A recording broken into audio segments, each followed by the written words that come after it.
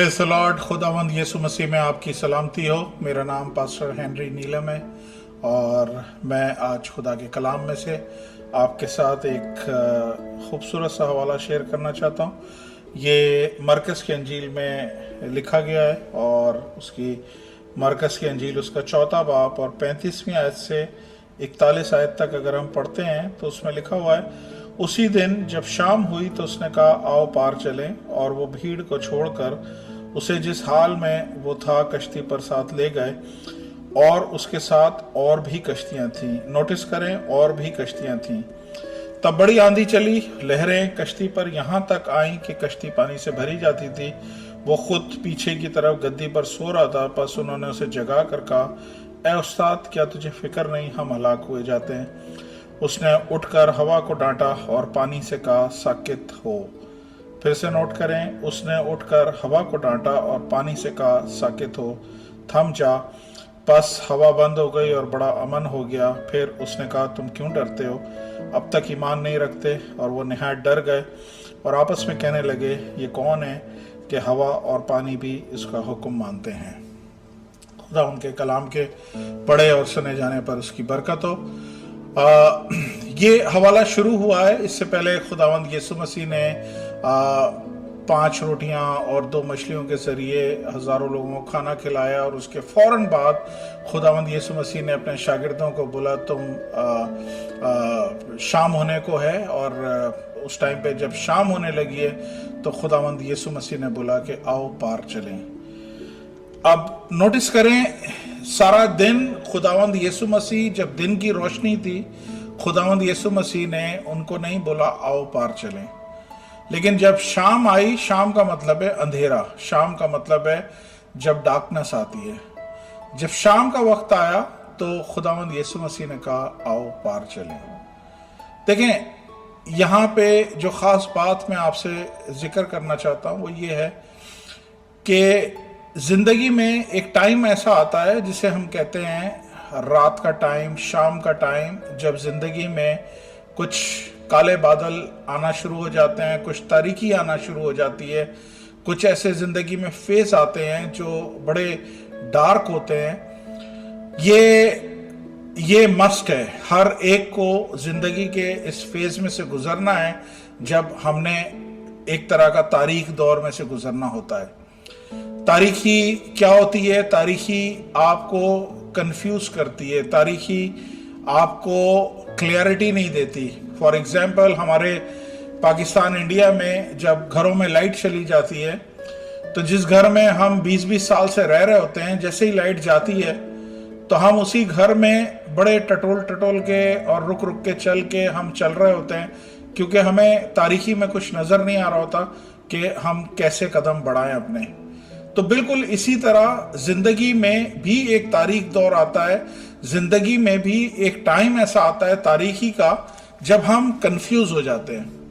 जब आप जिंदगी में उस मुकाम पे आ जाएं जब आपको आगे नजर नहीं आ रहा हो कि मैंने आगे क्या करना है, आगे कौन सा एक्शन लेना है, आगे कौन सा स्टेप लेना है। इसका मतलब है कि आप जिंदगी के उस दौर में से गुजरने लगे हो जब तारीकी आपकी जिंदगी पर असरअंदाज हो रही है, जब जिंदगी में कंफ्यूजन आ जाए, जब फैसले करने मुश्किल हो जाए, जब आपको आगे फ्यूचर नजर नहीं आ रहा हो। बहुत दफा जिंदगी में ऐसे हालात आते हैं जब आपको कल का नहीं पता होता कल क्या होने वाला है, जब आपको इवन रात का नहीं पता होता कि रात में क्या होने वाला है।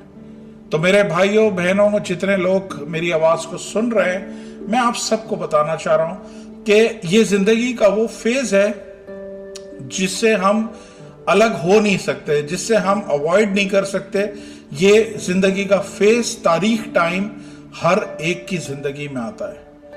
आप जब फैसला लेने में मुश्किल हो जाए, जब हम लोग दुबई में, इस वक्त दुबई में रहते हुए जॉब्स के क्राइसिस हैं, वीजास के क्राइसिस हैं, और फिर एक टाइम आता है कि हम फैसला करना मुश्किल हो जाता है हमारे लिए कि हम इधर ही रहें या हम पीछे पाकिस्तान चले जाएं या अपने इंडिया में चले जाएं या पीछे मुल्क में चले जाएं जिस मुल्क से आए थे, या आगे कहीं चले जाएं। तो जब जिंदगी में इस तरह की सिचुएशन आ जाए ना, जब आपको नेक्स्ट नहीं पता आपने क्या करना है, आपको फैसला करना मुश्किल हो जाए, तो इसका मतलब है आप तारीख दौर से गुजर रहे हैं, आप तारीकी के टाइम से गुजर रहे हैं, या तारीकी आहिस्ता आहिस्ता आपकी जिंदगी पे कंट्रोल हासिल कर रही है।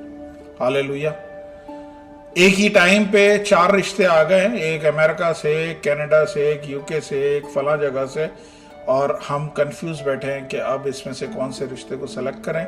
इसका मतलब ये है कंफ्यूजन आ गई है, इसका मतलब है तारीखी आ गई है। तो ये हर एक की जिंदगी में स्टेज आता है, हर एक की जिंदगी में ये टाइम आता है जब वो तारीखी में से गुजरता है, तारीखी उसकी जिंदगी पे कंट्रोल करती है, और तारीखी की कोई लिमिट नहीं होती है कि कितनी देर के लिए तारीखी उसकी जिंदगी को कंट्रोल करेगी, कितना अरसा ये तारीखी उसकी जिंदगी में रहेगी। और बाइबल बताती है कि जब सारा दिन था यीशु ने नहीं बोला कि चलो पार चले, लेकिन जब जैसे ही शाम हुई, अंधेरा छाने लगा, खुदावंद यीशु मसीह ने बोला अब टाइम है, अब तुम इस तारीखी में अकेले सफर नहीं कर सकते, तुम्हें मेरी जरूरत है, और मैं तुम्हें बोलता हूं कि मेरा हाथ पकड़ो और मैं तुम्हें दूसरे पार लेके जाऊंगा। हालेलुया। ये मेरा और आपका खुदा है। जब दिन की रोशनी सब कुछ साफ नजर आ रहा था, सब सही था। हमारी जिंदगी में बाज दफा ऐसे ही दिन का टाइम चल रहा होता है, खुदावंद खामोश रहता है, लेकिन जब तारीखी का टाइम आता है तो खुदा यहाँ पे हम सबको ऑफर कर रहा है कि अगर जिंदगी में तारीखी का टाइम चल रहा है तो तुम इसको अकेले पार नहीं कर सकते। तुम्हें जरूरत है एक मसीहा की, तुम्हें जरूरत है एक खुदावंद की जो तुम्हें दूसरे पार लेके जाए। अगर इस पार आप समझ लें एक टनल की तरह है, एक टनल है जिसके एक तरफ तारीखी है, और खुदावंद यीशु मसीह इस तारीखी में अपने साथियों को बोल रहे हैं आओ पार चलें, हम दूसरे पार चलें। इसका मतलब यह है कि इस तारीखी की एक दूसरी साइड भी है, इस तारीखी का एक दूसरा फेज भी है जहां पे खुदा लेके जा रहा है। और खुदा क्या बोल रहा है, इस जगह पे जहां पे तुम हो तारीखी है, लेकिन मैं तुम्हें उस पार लेके जाऊंगा जहां पे रोशनी है। इस जगह पे तुम हो जहां पे जॉब नहीं है, लेकिन मैं तुम्हें उस जगह पे लेके जाऊंगा, मेरे साथ चलो तो मैं तुम्हें ऐसी जगह लेके जाऊंगा जहां पे तुम्हें जॉब मिलेगी। इस जगह पे अगर औलाद नहीं है तो मेरा हाथ पकड़ो, मैं तुम्हें दूसरी साइड पे लेके आऊंगा। इसकी एक दूसरी साइड भी है, और वो साइड कहां है, जहां पे खुदा आपको औलाद देगा। इस साइड पे हो सकता है आप सिंगल हैं, खुदावंद बोल रहा है मेरे साथ मेरा हाथ पकड़ो, मैं तुम्हें दूसरी साइड लेके जाऊंगा जहां पे तुम्हें खुदा जीवन साथी से ब्लेस करेगा। इस साइड पे हो सकता है बीमारी है, खुदा क्या बोल रहा है, आओ पार चले, हम दूसरी साइड चलेंगे, दूसरी साइड पे चंगाई है। हालेलुया। तो आज मैं आप सबको बोलना चाहता हूं, जितने लोग यहां पे हैं, देख रहे हैं, मुझे सुन रहे हैं, अगर आपकी जिंदगी में किसी किस्म की भी तारीकी का टाइम चल रहा है, किसी किस्म का भी अंधेरे का फेस चल रहा है, प्लीज इसको अकेले पार करने की कोशिश ना करें। खुदावंद यीशु मसीह का हाथ पकड़ें, और खुदावंद यीशु मसीह आपको दूसरे पार लेके जाएगा जहां पे आप सोच नहीं सकते खुदा ने आपके लिए क्या प्लान करके रखा हुआ है। इस तारीकी में खुदावंद यीशु मसीह क्या बोल रहे हैं, मैं तुम्हें यहां नहीं छोड़ूंगा, आओ पार चलें। हालेलुया। आज वो आप सबको दूसरे पार लेके जाना चाहता है। इसकी दूसरा एंड भी है, खुदा वहां पे आपको लेके जाना चाहता है। Praise the Lord. तो ये शागिर्द सारे के सारे खुदावंद यीशु मसीह को कश्ती पे ले गए, और बाइबल बताती है कि उनके साथ और भी कश्तियां थी। अब नोटिस करें कि खुदावंद यीशु मसीह हर कश्ती में नहीं बैठे हुए, खुदावंद यीशु मसीह सिर्फ एक ही कश्ती में, और भी कश्तियां साथ गई हैं, बहुत सारे लोग साथ गए, बहुत सारी कश्तियां सवार सब साथ गई हैं, लेकिन खुदावंद यीशु मसीह हर कश्ती में नहीं है।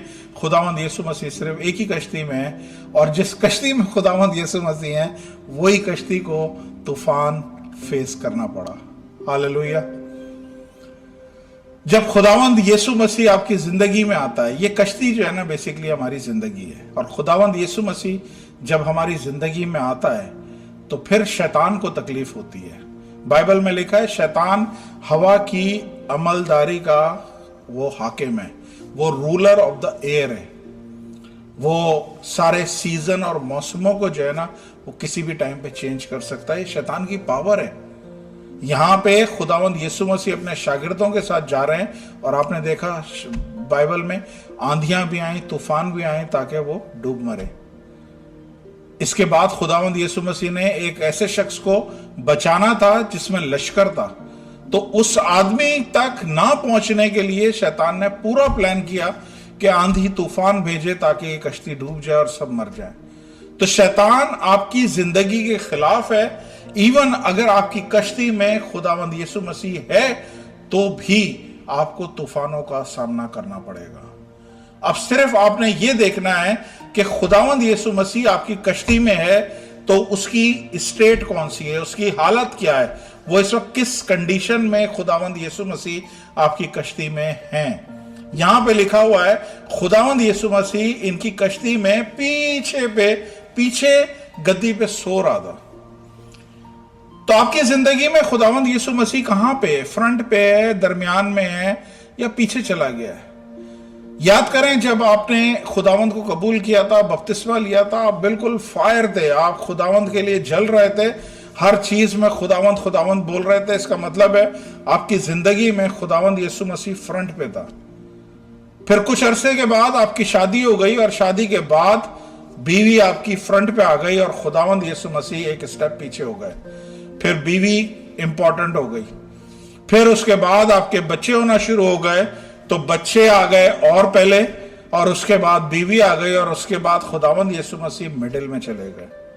फिर आपका कारोबार बढ़ना शुरू हो गया, आपके काम में बरकत होने लगी, रुपए पैसे आने लगे, आहिस्ता आहिस्ता बिजनेस आपका फर्स्ट होने लगा, बीवी बच्चे सेकेंडरी हो गए, और खुदावंद यीशु मसीह आपकी जिंदगी की कश्ती में बिल्कुल लास्ट में चले गए।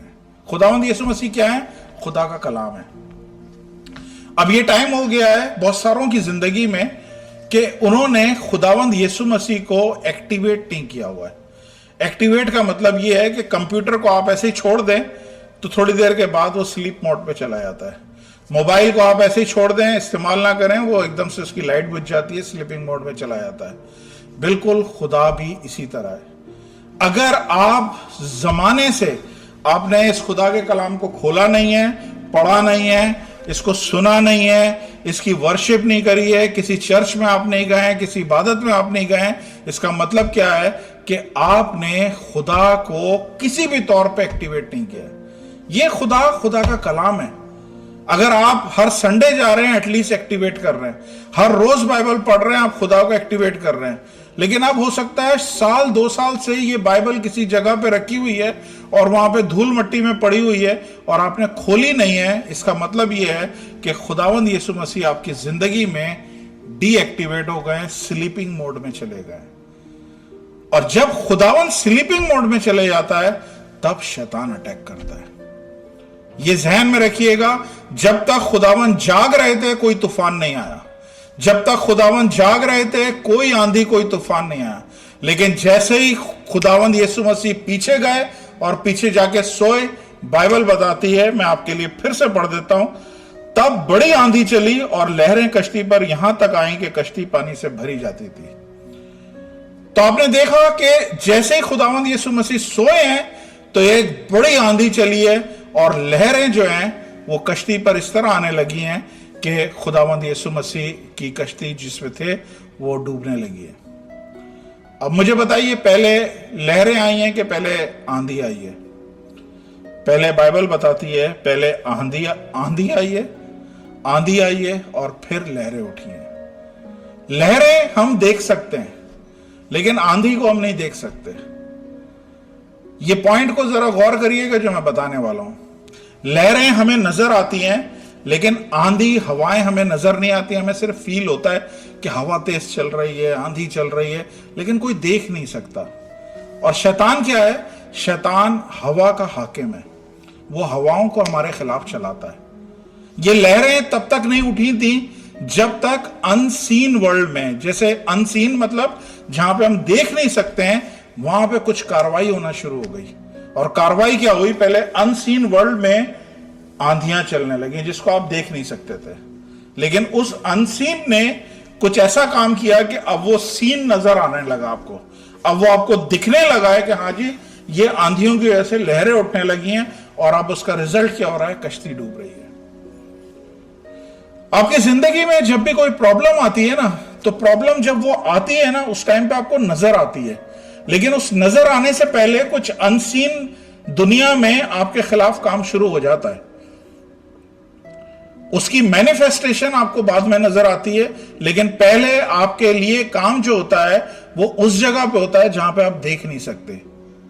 आप ऑफिस जा रहे हैं, आपको नहीं पता आपके पीछे क्या आपके बारे में बातें करी जा रही हैं, आपको कुछ समझ नहीं आ रहा, आपके पीछे चीजें चल रही हैं। और फिर मैनिफेस्टेशन कब होती है?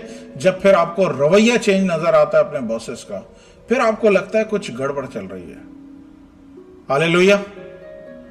आपकी बॉडी में सब सही चल रहा है, बढ़िया चल रहा है, कुछ पता नहीं है क्या है, लेकिन एक टाइम आता है, अचानक आपको लगता है कि यार कुछ किडनी फेलियर हो रहा है, हार्ट फेलियर हो रहा है। क्यों?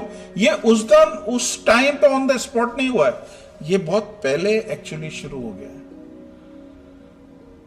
अब मैं आपको क्या बताना चाह रहा हूं वो ध्यान से सुनिएगा।